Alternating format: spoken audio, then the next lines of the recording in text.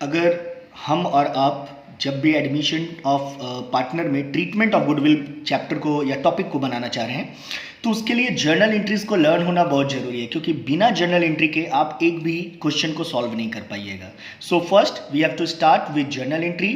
Knowledge about journal entry. How can we pass entries in the case of treatment of goodwill? So condition 1, when new partner bring goodwill in cash and it is retained. देखिए red line से under mark करने का मतलब ये business में रखा हुआ है. It is retained in the business. जब तक क्वेश्चन में फर्दर इंफॉर्मेशन नहीं हो, यही अज्यूम किया जाता है कि गुडविल का पैसा बिजनेस में आया है और ये बिजनेस में रखा हुआ है. तो इसके लिए एंट्री क्या होगा? नंबर 1, कैश और bank account debit to premium of goodwill. जो न्यू पार्टनर गुडविल लेके आता है उसको हम लोग प्रीमियम ऑफ गुडविल बोलते हैं. तो ये फॉर्म के बुक में एंट्री हो रहा है, कैश और bank account debit to premium of goodwill, being the goodwill bring in cash. B number entry होगा, ऑटोमेटिक होगा, क्योंकि ये जो प्रीमियम ऑफ गुडविल आया है उस पर हक केवल सेक्रीफाइसिंग पार्टनर का होता है, वो पार्टनर जो न्यू पार्टनर के लिए सेक्रीफाइस किया है. तो एंट्री होगा premium of goodwill account debit to sacrificing partner capital account, being the goodwill distributed in sacrificing ratio. But अगर दो एग्जिस्टिंग पार्टनर में किसी एक को सेक्रीफाइस हो रहा है, किसी एक को गेन हो रहा है, तब उस कंडीशन में इस एंट्री में चेंजेस हो जाएगा. एंट्री होगा premium of goodwill account debit, gaining partner capital account debit to sacrificing partner capital. यानी कि प्रीमियम ऑफ गुडविल, ये जो न्यू पार्टनर पूरा प्रीमियम ऑफ गुडविल लेके आ रहा है, गेनिंग पार्टनर कैपिटल यानी कि जो पार्टनर न्यू पार्टनर के आने से गेन के पोजीशन में चला गया उसका अकाउंट भी डेबिट होगा. यानी ये दोनों मिलके सेक्रीफाइसिंग पार्टनर को गुडविल का शेयर देगा. सी नंबर एंट्री, ये एंट्री तभी होगा जब क्वेश्चन में बोलेगा when existing partner withdrew their share of goodwill from the business.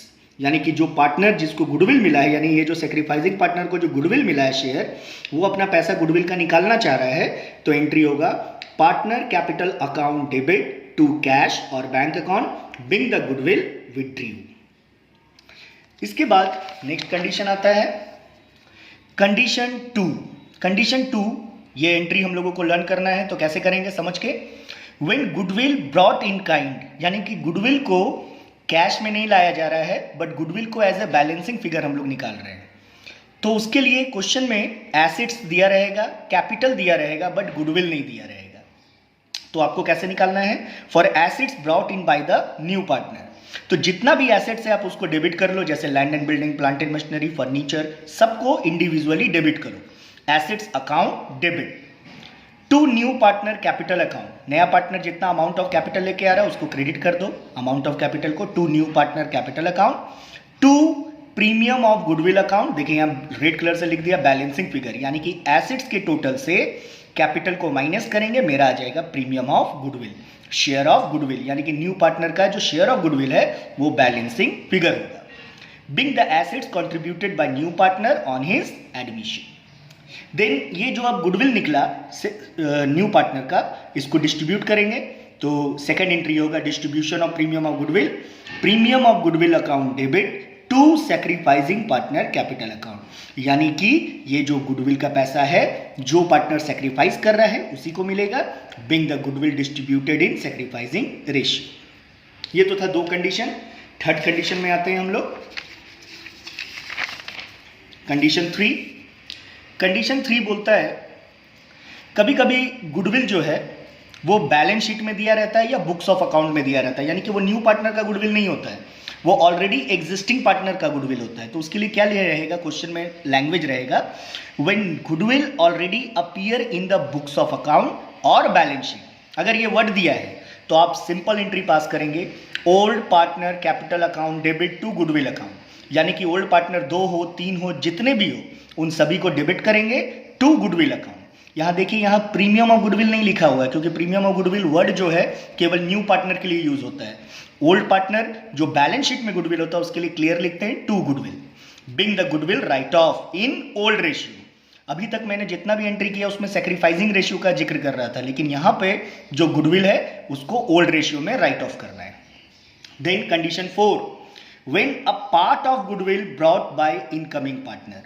यानी कि इसको अगर आपको समझना है तो आप ऐसे समझ सकते हो कि सपोज करो कि गुडविल जो है 20,000 है, उसमें से 12,000 कैश में दे रहा है और 8,000 कैश में नहीं दे रहा है। तो इस टॉपिक को ही हम लोग बोलते हैं when a part of goodwill brought by incoming partner.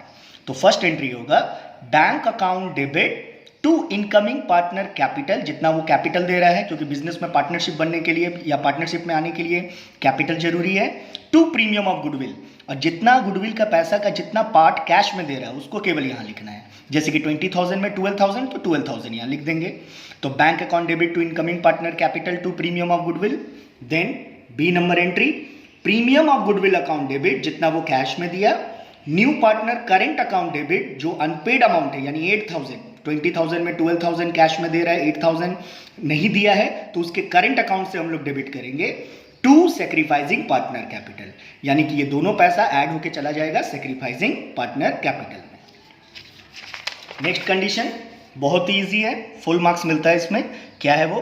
Condition 5, when new partner paid premium of goodwill privately, no journal entry.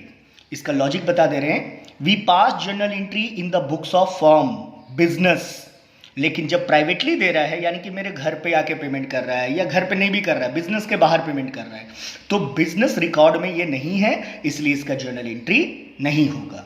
तो मेरा आप लोगों से रिक्वेस्ट है कि before solving admission of partner treatment of goodwill, आप लोगों को ये 5 कंडीशन लर्न होना चाहिए, तभी जाके आप क्वेश्चन को सॉल्व कर पाओगे। Thank you.